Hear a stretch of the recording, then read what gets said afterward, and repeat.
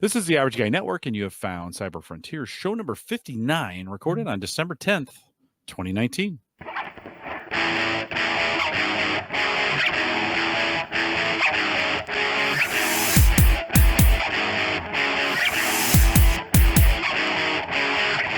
Here on Cyber Frontiers, we cover cybersecurity, big data, and technologies that are shaping the future. If you have questions, you can always send us an email, jim@theaverageguy.tv. You can catch Christian over there, Christian@theaverageguy.tv. You know, he's the smart guy, so you probably want to send him the email. You can also follow me on Twitter @jcarlson. Of course, Christian is available @Borg Whisperer. Theaverageguy.tv, powered by Maple Grove Partners. Get secure, reliable, high-speed hosting from people that you know and you trust. Christian, I just did a bunch of updates out at theaverageguy.tv 2 weeks ago. I broke some stuff in the process, but in doing it, super fast, super reliable. I'm always surprised. I think we got a WordPress upgrade. Yeah, several upgrades to the platform. WordPress did come out with their 5.3 production release branch, so that's out there. Big update. The Maple Grove platform has upgraded its head-end bandwidth, so you should see even more performance for some of our large workloads. So better latencies, more bandwidth. We keep it coming. Also running for our holiday special, like last year, if you use promo code Cyber Frontiers, all one word, caps, you will get 10% discount at checkout for any of our plans or services. Yeah, plans start as little as $10 a month, and they're WordPress optimized and great for podcasters. I know that because I'm there as well. So yeah, the platform for podcasters. So if you want white glove service end to end, getting your community online and running, we're the place to do it. Yeah. And that's, not limited to podcasting. We can support other types of web custom applications. So Christian, I'm going to ask you to slow it down a little bit because I just don't even believe it's real. It's so fast. So Maple Grove. We'll add some hops for you. Could you just slow it down a little bit? Okay. I don't know. Throw some ARM processors in there or something. MapleGrovePartners.com. Christian, good to be back with you. We have a guest tonight as well. Why don't you take a second and introduce him? Yeah, absolutely. So for our listeners who have been with us since the beginning, we have a returning guest to the show going back to Cyber Frontiers episode 5, Franz Payer. Franz is the current CEO of Cyber Skyline, which, Franz, why don't you kind of recap for us? What is Cyber Skyline? Sure. So that's a surprisingly big question, but in a nutshell, Cyber Skyline is a cybersecurity skills assessment platform. And our goal is basically to help people understand cybersecurity skills, whether that is an individual practitioner, faculty at a school, employers. We're really just trying to provide hands-on, realistic scenarios so that you can understand your abilities and how that compares to the rest of the industry. And kind of walk us through from the start, right? That vision you just gave us now as a snippet is definitely a evolved vision from where you guys started the company. I think this is your 5th year of operation now, correct, as a startup? Yeah, so we incorporated in 2014. So I think we're at 5.5 years at this point. Yeah. But originally the company started as just a normal competition platform. So when we were in our cybersecurity program back in Maryland, we were using that as a way for the rest of the students in our classes to just get some hands-on experience. We just build our own challenges and stuff and then have everyone else do it. And then we found out that we could actually make this into a real product. There's a huge need for being able to measure cybersecurity skills, especially when it comes to hiring, when it comes to validating training, all these different things. And so we took this little pet project that we were just working on the side and then, graduated and made it a full-time job.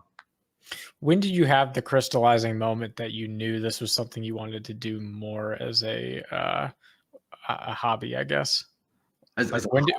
When did you know it went from college project to hackathon development to, wait a second, we have a company on our hands? I mean, I think it happened at the beginning of senior year. And my co-founder, Toby, and I were just driving somewhere in his car. And we're like, well, what do we do after college? What are we doing? Because that's about, beginning of senior years when everyone's like, okay, where am I going to work after college? A lot of people have that, nailed down by October. So we're only a couple months away. And then by that time, we actually had been running large national competitions. So we were running the National Cyber League competition, which at the time had a couple thousand people per year. And we also had the NSA Day of Cyber, where we put through like 50,000 people through that. And it was good money for paying tuition, but then we're like, well, let's take the plunge. And it's enough money to sustain ourselves out of college. And, this is a big thing that we could really make happen. And that's kind of been our deciding factor, is like, hey, it's enough to pay the bills. I think this is cool. When else are you going to do a startup? Let's do it now. And that's what we did. It's unusual, I would say, for the majority of people graduating from a 4-year undergraduate program to want to take the risk to kind of start something completely from scratch. And I think most people would not have the appetite for that level of risk. What was the largest risk for you guys going into operating as a full-time startup? I mean, money, right? Like, we had our existing contracts when we were in college, but at that time, it wasn't enough to sustain the both of us. And that was kind of like okay, are we going to be able to generate enough money to like justify us going full-time on this? Are we going to end up on the streets and stuff like that? Turns out we figured it out. We didn't end up on the streets. It gets bumpy sometimes, but I mean, that is by far the biggest risk. And especially when you're going a startup, when you want to hire someone else, you have a lot of situations where you get a contract and it's enough to hire, a fifth of a person. I can't hire a fifth of a person. I got to take on, 4 of these things, do like a lot of work outside of what a normal person would do. I do like my effort plus an additional 80% until I finally get that last one where I can justify hiring someone full-time. And I don't want to hire someone unless I can guarantee that I can pay them for the next year. Mm-hmm. And so that's the biggest risk, is always like that cash flow coming in and worrying that, you might end up on the street. Now, thankfully, we set ourselves up for engineer salary and not what does it actually take for me to keep my shirt on. So sometimes you dip a little bit under and it's fine because you can still pay rent, but it's kind of, you're missing out on opportunity cost, I suppose, is the biggest thing. If I could take a stable job somewhere else and not have to worry about, I might be, 20% under my salary this year because something happened or something didn't happen. Sure. And the company itself, the market that you're competing in, obviously cybersecurity as a large domain is a billions upon billions market. When we start looking at the specific market segment of kind of training, education, empowerment, for lack of a better word, to put people on the path where they can have a successful cyber career, what do you estimate that market segment is for your business, and where has Cyber Skyline over its iterations become a market discriminator from your competition? Sure. Well, let me just start with kind of exactly what we do so people can understand better of like how we fit into the equation. But effectively what we do on the hiring / HR side is we provide cybersecurity skills assessments that employers can send out to candidates and automatically validate the skills that they may have. So there are a lot of different products like this in the computer science space. So big one, I think, is HackerRank, which just tests your coding ability. And we provide a similar service for cybersecurity. Additionally, with the recruiting side, is we have the ability for our company to launch a public challenge to source candidates. And so we can bring in some candidates, we can push it on social media and attract candidates that way. And then companies can then convert them over and save a lot of time, and especially with engineering time doing the interviews. We kind of provide that first layer of screening so that recruiters aren't just passing over completely unqualified people to engineering and wasting their time. And then the second thing that we do for companies is we provide them with same type of assessments, but using this for pre and post training. What was the value of that training course? Did my skills actually improve? So we fall in multiple different segments, even on the enterprise side, with some of the budget coming in from recruiting, and then some of the other budget coming in from training. Where we kind of fit in all of this is we primarily target companies that have very large cybersecurity teams. primarily financials, government contractors, managed cybersecurity providers. Those are the big ones. And the way that we distinguish is that there aren't too many companies doing this right now. There's some companies doing it on the computer science side, like I mentioned with HackerRank, but not a whole lot of companies doing this in cybersecurity. And there's starting to be a little bit more competition there. But I think the big way that we differentiate is kind of a lot of the data and the analytics. So we don't just give you a 80, 90% score. We're actually saying, hey, your top 10% of the industry or your bottom 10% of the industry or whatever that is. And we can do segmentation on that and all that stuff, and really drive home a lot of the business value there by saying, these are insights that actually help you hire and de-risk your odds of making that hire. And so that, if I had to put a number on it, in terms of how big the market is, I don't know if I really could, to be honest, because it's still not quite a defined market. But you've got a multi-billion-dollar market for just tech, engineering, hiring, and HR, and all that. And we're a piece of that pie.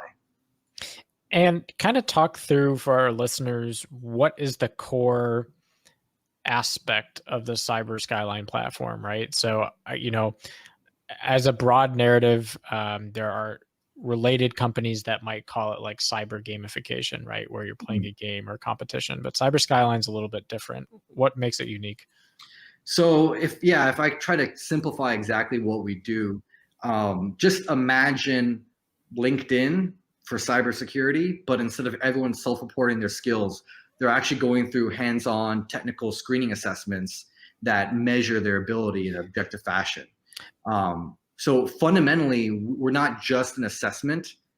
We are a network and a platform for facilitating that. So unlike HackerRank or any other product where you just go and take one assessment, you get one score, everything that an individual does on our platform feeds into their overall profile, and they can use that as, my personal profile, my personal timeline of growth. They can provide that to employers. They can use that in their classes to figure out how they can improve and all these different things. And that's the real value, is the fact that it's not just a one and done thing. It's a living, growing profile that'll stick with you as you pursue your career in cybersecurity. And how would you say the experience translates or is different between someone going on to a LinkedIn-like platform and having their skills ranked and assessed versus when someone comes into a hosted Cyber Skyline competition where you're hosting a competition maybe for something like Maryland's National Cyber League? Yeah, so stuff like LinkedIn, a lot of those assessments right now are primarily just knowledge-based. So all those automated assessments you're getting, either you're self-reporting your skills or you're doing multiple choice questions or fill in the blank. And we're very much focused on the hard skills. So we will actually set up an environment. Let's just say you're screening for someone who can do incident response. So all those other assessments that are the traditional providers right now are just going to ask you, what would you do in this situation? We got breached. What's the next step that you would take? Which is a hypothetical. And we actually take it one step further and we say, here are all the forensics data. Here's the forensics evidence of what happened from a breach. We did a case study with Capital One where we actually simulated the target breach. Someone broke in, stole credit card information, and we were like, here's some forensics logs. Tell me who their hacker is. How did they get in? What vulnerability, what services, what information do they steal? All these specific tasks that you would need to perform on the job if you got hired to do incident response, that's what we're having you do. And you're proving those technical skills. It's not a hypothetical. And so that's the big difference. And when you put that in a competitive team environment, it makes it a lot more enjoyable, especially when we do stuff with teams. And the biggest feedback that we get from players is that they actually enjoy the going through the assessment. It's not like they're taking a test at school where everyone kind of hates it. We have a 93% satisfaction rating with our assessments, and it's because it's gamified and it's more interesting than just, hey, let me fill in the blank. Franz, how do you stay up to date? I mean, there's a lot of changes going on all the time, and it's a moving target. I mean, to keep the assessment fresh, to keep the scenarios fresh, how do you guys stay on top of that with everything that's going on and kind of stay current? Yeah, I mean, it's a good question. We get that all the time. It's actually rather simple, which is we just listen to the news and security feeds. So whenever there's a new, the Marriott breach, the Target breach, like I mentioned, we actually look at what happens in those breaches, and we build basically a sandbox environment. And we're like, here's a scenario that replicates exactly that. So, Capital One got breached a couple months back because they were leaking S3 buckets. A lot of companies getting breached that way. We have an S3 bucket scenario within our platform. At the end of last year, eBay Japan got breached because they were leaking their Git repository on their website by accident. And just like 2 months before that, we saw that as an emerging threat on different feeds. And we're like, okay, we'll build a scenario for that. And then 1 week after we pushed that out to our users, eBay Japan got compromised in exactly that way. So just by listening to the feeds and seeing what's happening out there, we're able to stay relevant without having to put in a whole lot of resources. Chances are when you see a big breach, like with Capital One or eBay, other companies are wanting to make sure that they're defending against that. So we just, cater to that and build new challenges that way. In some sense, you've built a learning management system, right? Users can log in, they can keep track of things. You have in some ways, you have a resume builder because you're allowing them to come in and kind of build their resume based on skills that you're doing. Mm-hmm. How do you balance, just as a developer, as an owner, as a CEO, I'll call you that.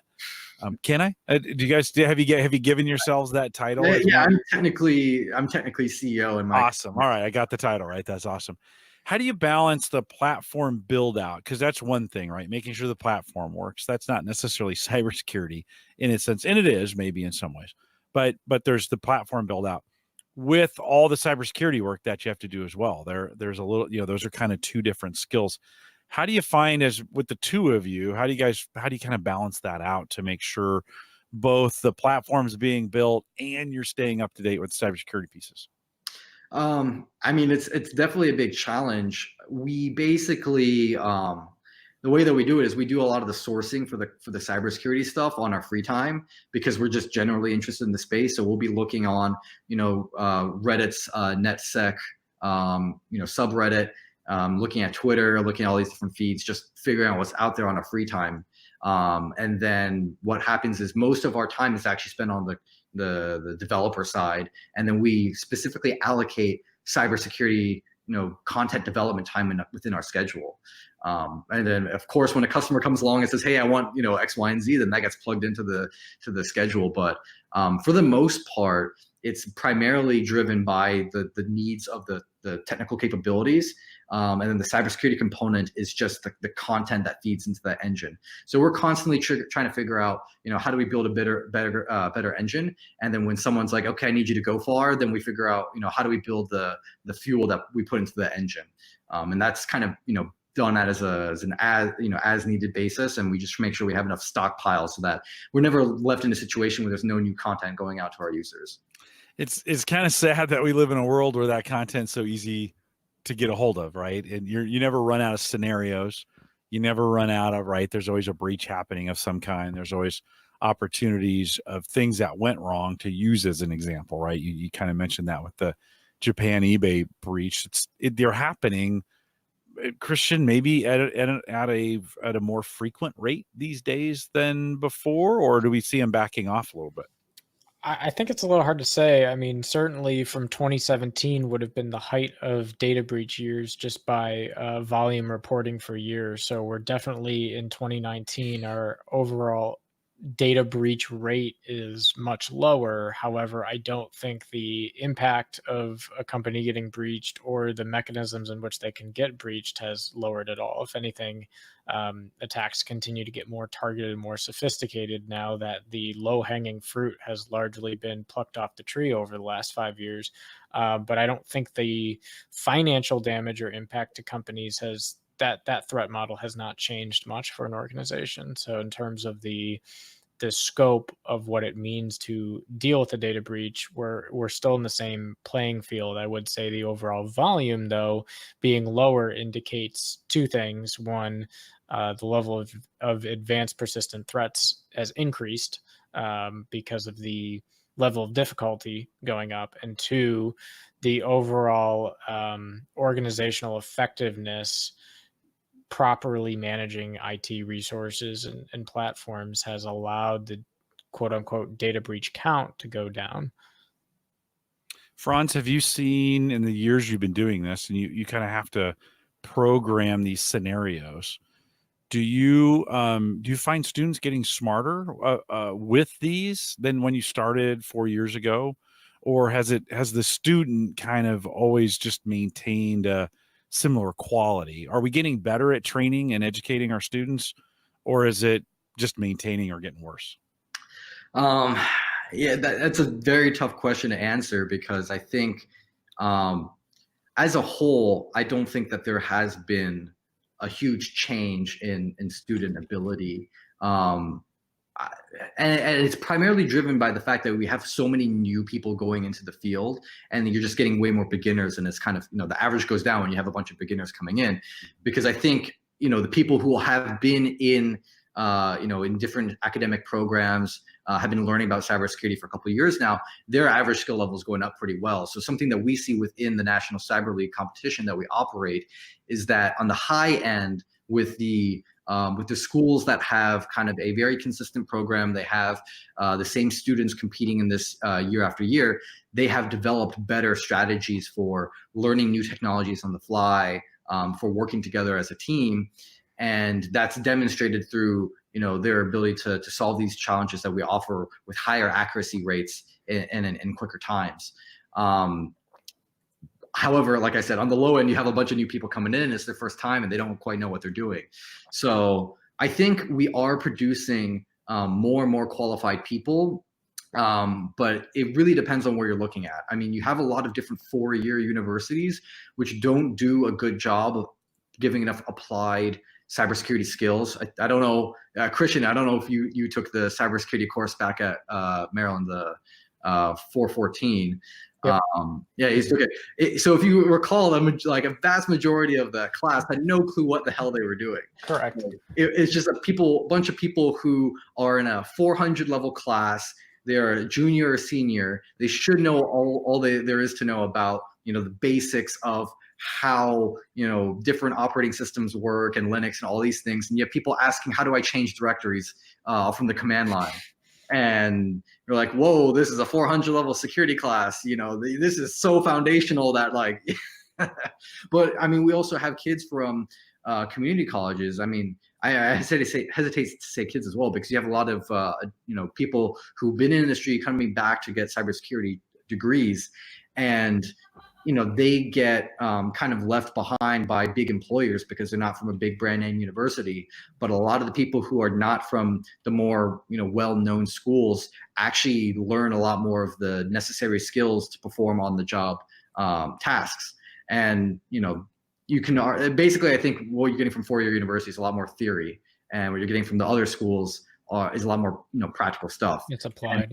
Yeah, and it's applied, and it's great to know the theory, but if you're not getting the applied stuff in your classes, you got to get the applied stuff elsewhere. And some people like Christian and I, we got those because we were actively seeking those.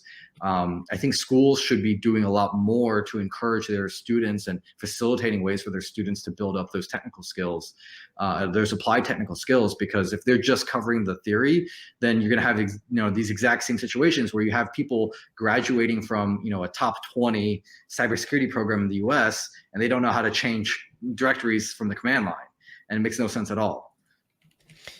Yeah, and I mean, I guess one of the things that's interesting to me is how we've started creating a culture within the industry too, where in order to be a software engineer, you're not required to not necessarily be a full-scale security engineer, but you're also usually not required to have basic OPSEC security fundamentals as part of your training. So we put software engineers out that in theory know how to write performant, scalable, reliant code that meets a specific customer need, feature ask, and working back from that to produce an end result.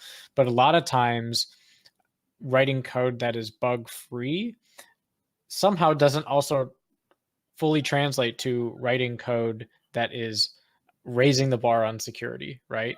And it starts to not scale well because the larger the industry gets a population of software engineers, for example, who don't think in a security oriented mindset when developing their code, it lends itself to additional work and additional industry presence required in the IT security space and the cybersecurity space, both offensively and defensively, because not all software engineers are equal when it comes to dev versus, or for lack of a better word, DevSec, right? Like a software engineer who understands the code that they're writing and what security implications it has. Have you guys found in any of the work that you've done so far, what is the level of interest from companies with respect to training pure thoroughbred cybersecurity practitioners that are, using applied cybersecurity skills versus training, people like software engineers who need to have some of these skills, even if they don't live and breathe security, so that they're not adding to the problem? Yeah, that's a very divisive question, depending on where you go. Because we've seen people on both extremes where they'll live or die by either of the two paradigms. The one paradigm where we should train all of our developers to be security conscious and keep them accountable for their security, and then the other paradigm of let the developers be developers, have one dedicated security person there to clean up the mess that might happen. And I think it really comes down to incentives, and a lot of companies right now are trying to figure out how can we best incentivize people, because if you try to go down one paradigm but you don't have the right incentives, then you have a lot of mess. So for example, developers are not being, in many companies, are not being assessed on their ability to write secure code. There's no metric for doing that right now. What they are being assessed on is how quickly can you push out new features. So if you're going in with the mindset that all of your developers are going to be trained for security and that they're going to be stakeholders in the security posture of the company, but they are only being assessed on their ability to write new features, then you're not going to have an effective program, because even if you put them through all the training, it's not going to stick until there's some incentive that makes it relevant to them. And security becomes just this thing that bogs everything down. So we've seen companies just decide, hey, I'm going to have a dedicated security person. They're going to look at all the code reviews, stop anything bad from going in there, and then hopefully not build up too much animosity between the developers who want to push out features and the security people who want to slow things down. So I think it really comes up to management and their responsibility of saying, well, we need to make the process incorporate security, earlier, so that's not an afterthought. And I really don't think right now there's a definitive program that I can point to, and maybe there is one, but I haven't seen it yet, where they've got it down 100%. But I've seen companies do it both ways. Some are successful, some are not. And it really comes down to, listening to the developers, making sure that there's a security culture and that no one's feeling like they're being held back because of security, and adding it earlier into the process. If your security person on the team is just there to help with the code review, they're not able to help with the architecture and the design process. And when they find something bad in code review, it's very expensive to go back and fix it. Sure. And I mean, in terms of the level of scale too, it also causes challenges when you have now teams of software engineers, or herds, I like to call them, herds of cats that are all developing and working on different parts within the company, and then having to have security engineers not only be experts in their field of security, but then be experts on each of these different architectures or services or products that these teams are responsible for, right? Yeah. So the human model probably doesn't scale too well there over time as industry moves forward. With respect to your platform, a lot of it right now is kind of B2B from your business model, or kind of gaining exposure to the masses through these competitions like NCL. Can you talk a little bit about where is the business going direction wise in terms of like an individual like myself being able to go sign up and do challenges as an individual without being a part of any formal competition or talent screen? Or is the model really going to be more focused on those kind of peer-to-peer interactions at the business level? Right. So, I mean, we actually do have a B2C product offering right now. We have a subscription that people can sign up for. Right now, we've kind of just left it open for students who do participate in our competition, and it's just an annual subscription where you can imagine it's like Code School or Pluralsight or something where you pay a subscription, you get access to all the content year round. We add in new content every single month. And that's a very simple B2C model. And our plan is to, in the future, continue adding in value there. But I think that where we add the most value to people is not by just giving them the keys to the content library and then letting them roam free. Because what we found is that levels of engagement are rather low when you just have access to everything and no limitations, you don't know where to start. And we like doing a lot more structured things. So we kind of offer the individual B2C thing to get people on the platform, keep them engaged, but we want to continue basically providing individual experiences through our B2C campaigns. So whether that's running additional competitions in person or online or with the screening and stuff, what we want the future to be is you have a subscription on our platform that allows you to practice all your skills continuously throughout the year. But that's not the only way that we want people to be engaging on our platform. We want you to have that thing so you can practice and build up the skills, but you also do the other competitions and help allow us to help you when you're trying to get a job. Sure, got it. Jim, I kind of think of Gallup only from the sense of Gallup does a lot of talent assessments and what are your top 5 strengths and a lot of related products in a weird way. How much similarities or dissimilarities do you see with Gallup's approach to measuring a person's talent and specifically here trying to measure cyber talent? Yeah, well, if understanding the product, and we've been looking at this for the last couple of years with Franz, as we talked about this way back when they were first thinking about this, and through the years, the talent assessment that we use at Gallup really has 177 questions where we pair them against each other to say, are you more like this or like that? And it's really a self-assessment. You're kind of determining who you are based on your own experience. Franz, you can correct me if I'm wrong, as I'm looking more at your product. It really fits in a role of, I need you to do something to show me that this talent is there, right? Give me I would go through these logs, do these things.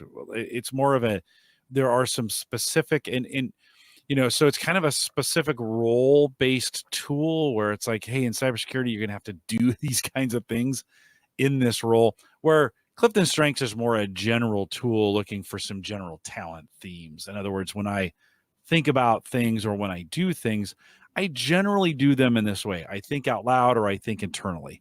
I approach things based on relationships or I approach things based on execution. Franz, I think maybe you can kind of talk to this a little bit, really more roles-based or skills-based and saying I can do these specific skills. How correct am I in that assessment of your tool? Yeah, I mean, I think that's pretty spot on. I think we'd be pretty complimentary to that. So we basically, we don't focus on EQ at all with a lot of the assessments that we're doing.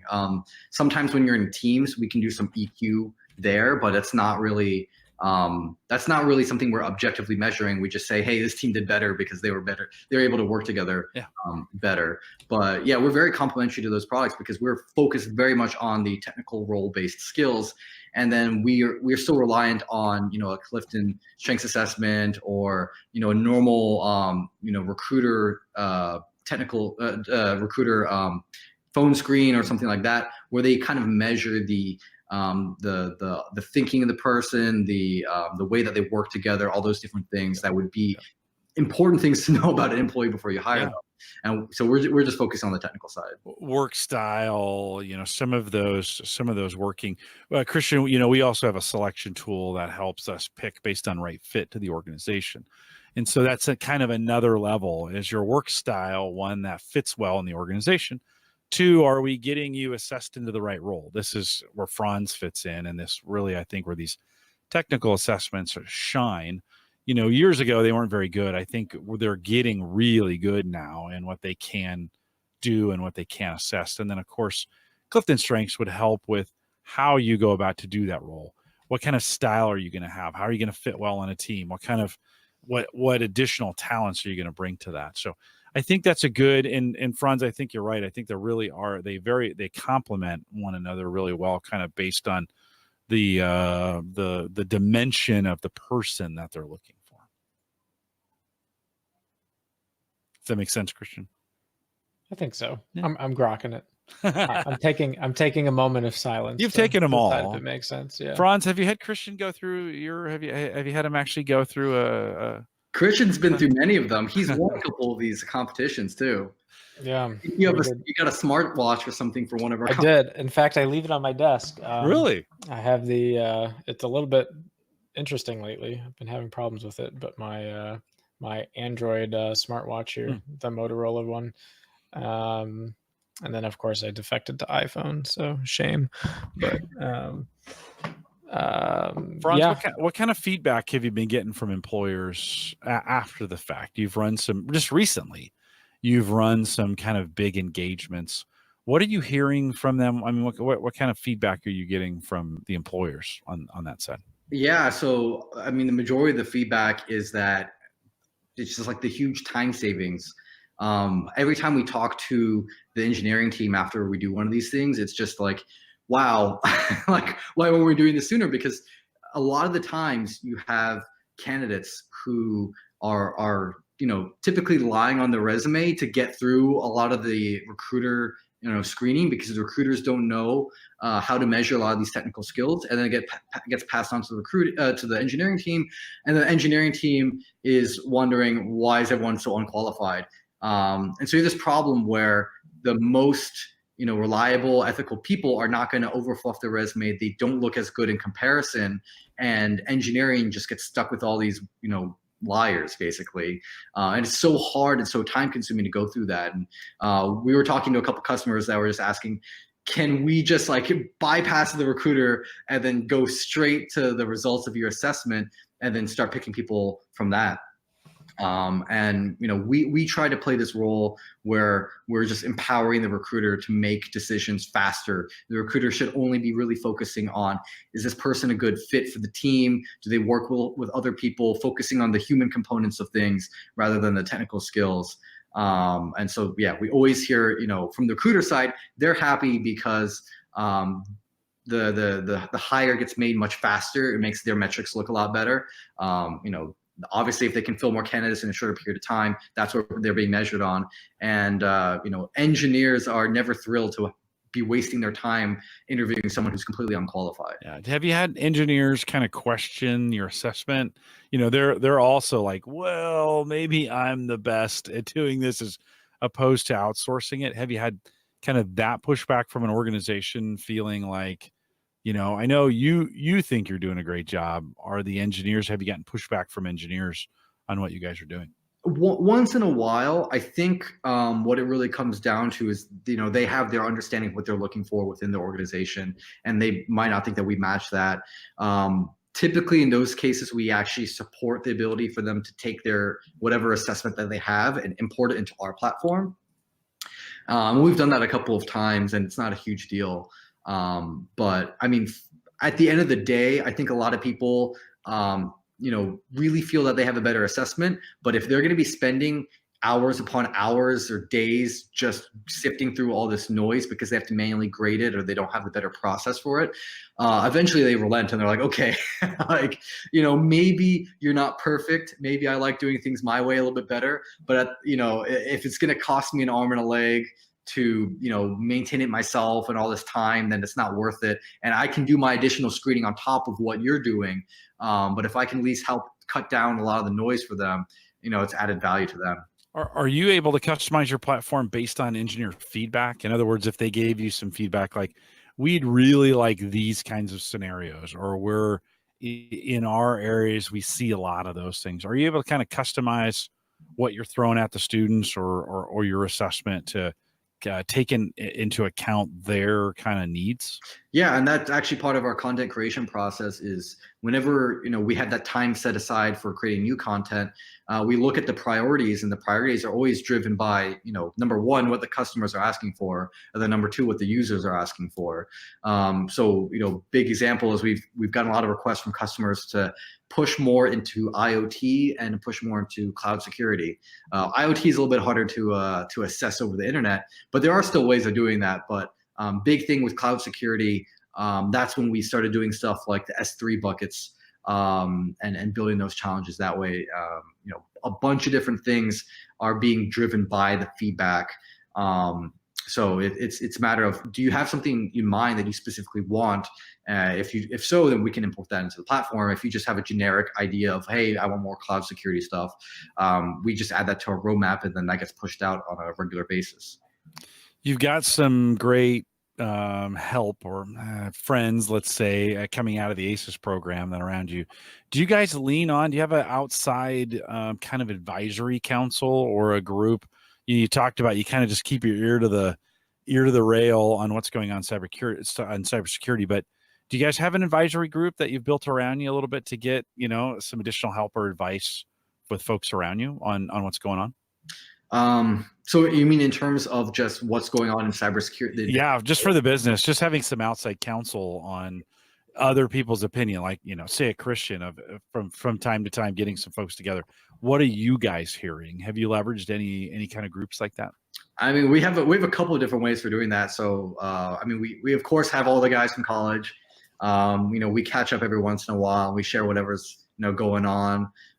We also have, basically our own little group of people that we talk to who have been on our platform. So users of our platform who have graduated a little bit out of college, and then now they're in industry, but they still like being part of our competitions and our platform. So they give us feedback, and we're in constant contact with people. Through the National Cyber League, we actually have this group called the Player Ambassadors, but it's basically another group of alumni, and they're more geared towards specifically the competitions rather than the rest of what's going on with the company. But they provide, feedback on what do we need to be building, what's going on, what's new, how can we adapt to what's going on. And of course, we have our own advisors and mentors for the company. So, we have people from the military, people from the financial industry, people who have run their own startups as well that we go to as resources as we build everything out. Good. Yeah. I know it's important to get that kind of board of directors feel, so to speak, so you're not feeling alone out there.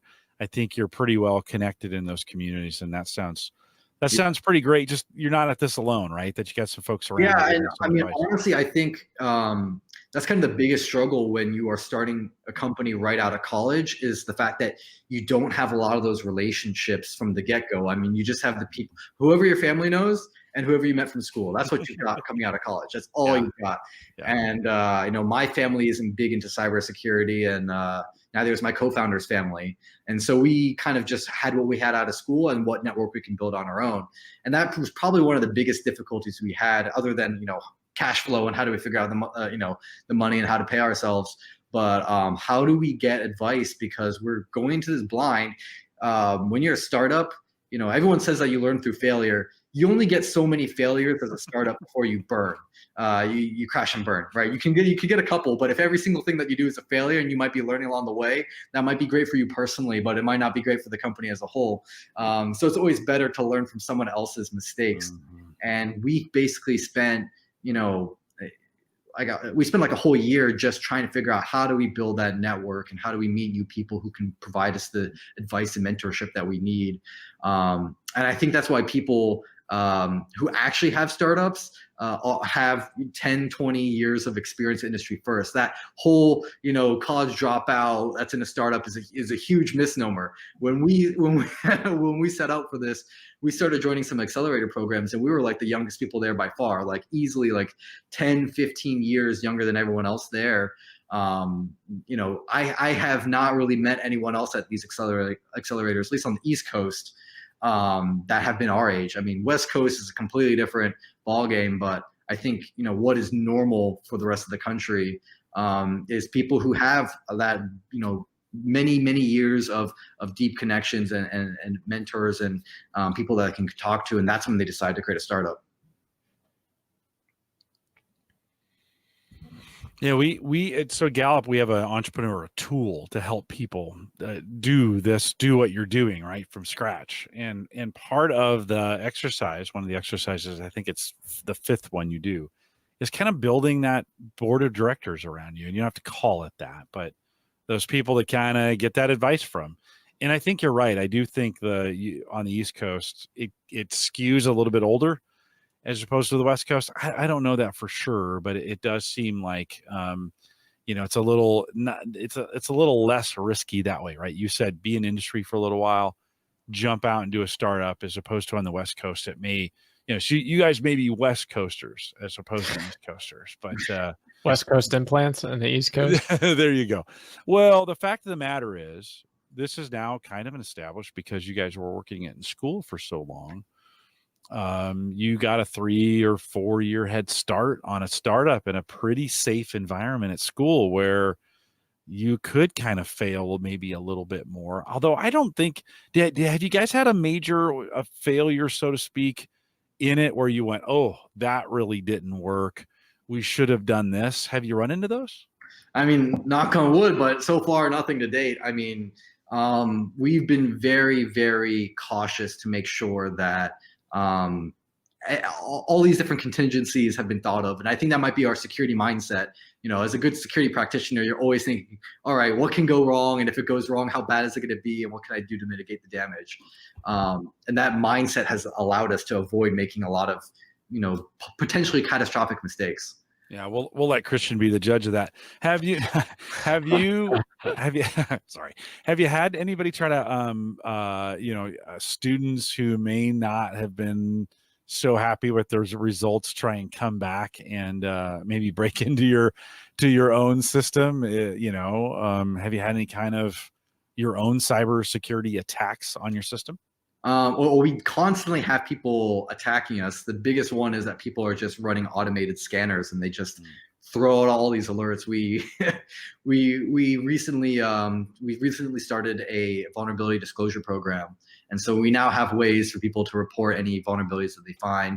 But a lot of them are kind of just like, if 10 different things happen, very circumstantially, then I could potentially get someone's session.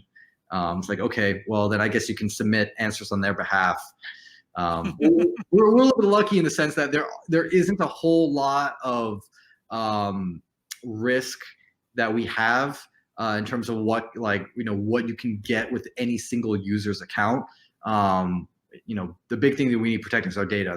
That's the main thing. But if you get access to someone else's account, you hack into their account, there's not a whole lot you can really do to mess with them. You're not collecting a lot of PII, in other words. Right. I mean, we have to go through vendor onboarding. It's like, what PII do you store? Name and email address, and that's all there is.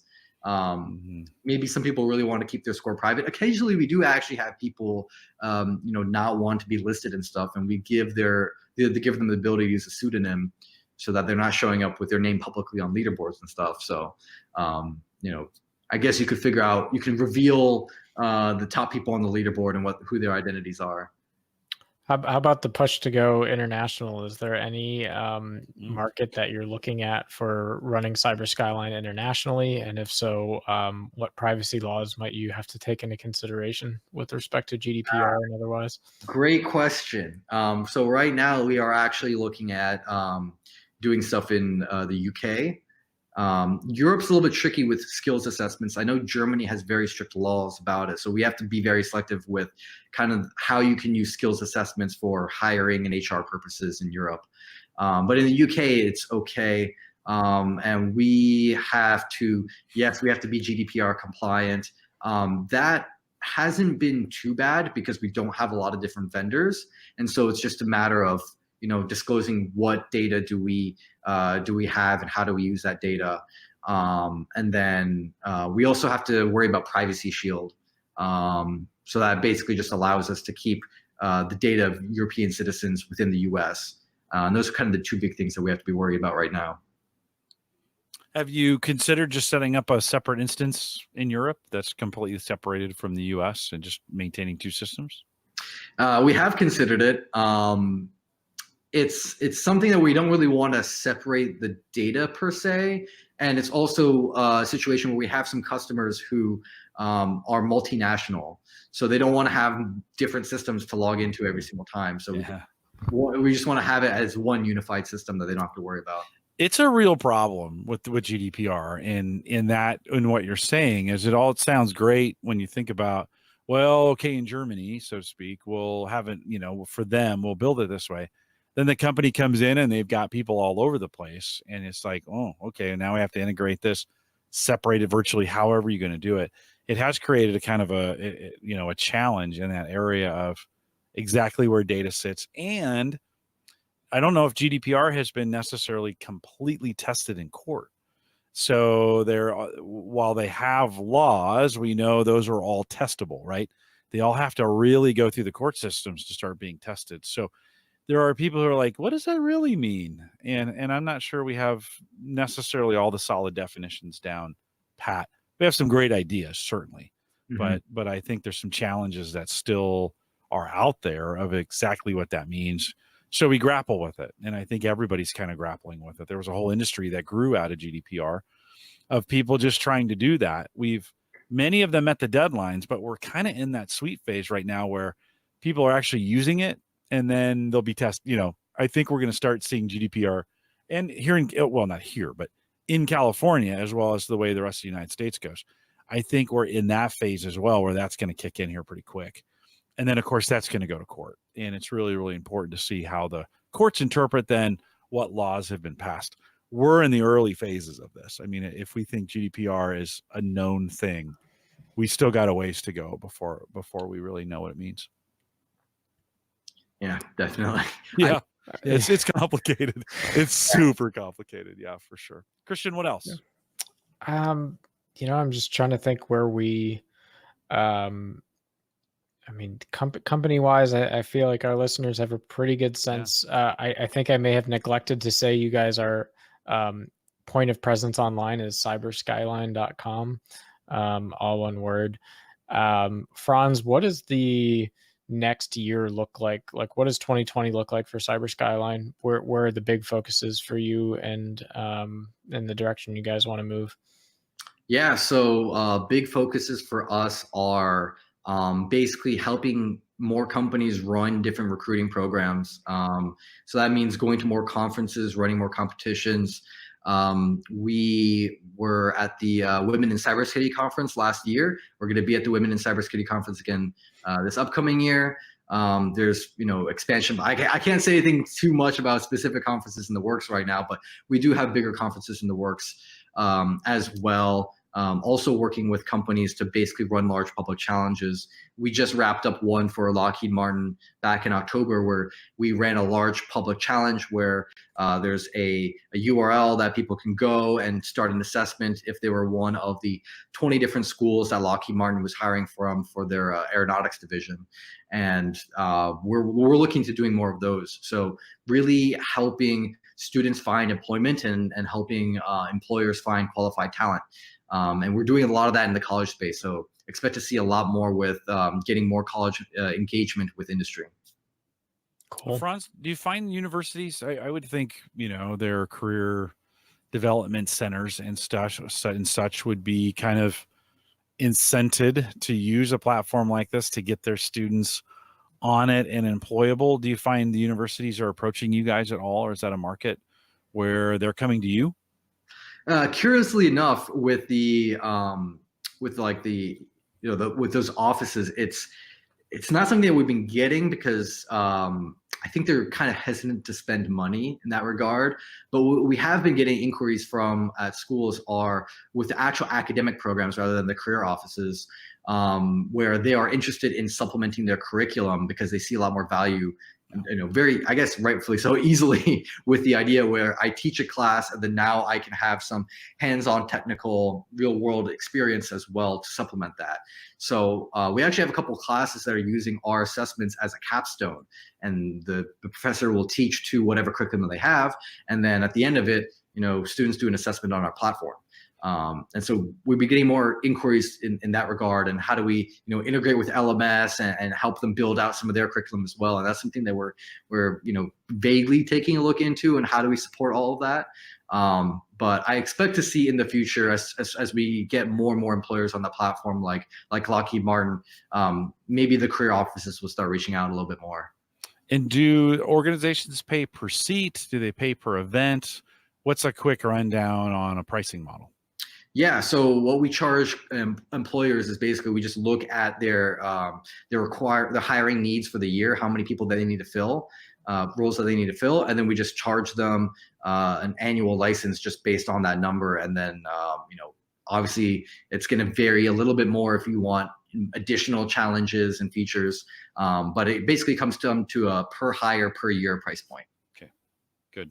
And if folks want to contact you, if they want to get more information, employers want to do that, how do they do that? Sure. So you can reach out to us on our website, cyberskyline.com. We have a contact us form on there. You can also reach out to me directly via email. My email is my first initial last name at cyberskyline.com. So that's FPAYER at cyberskyline.com.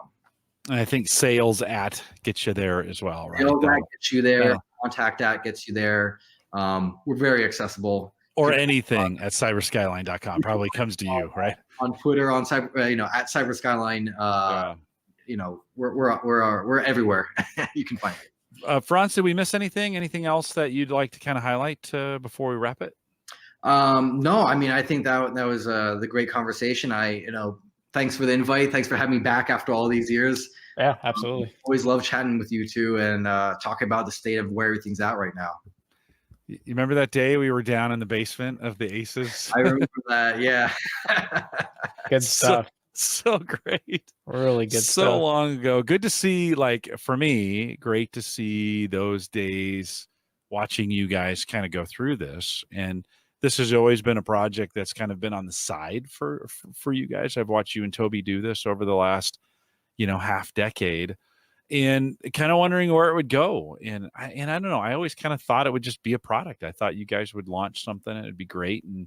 And you guys had you've always had a really good project and a very good product.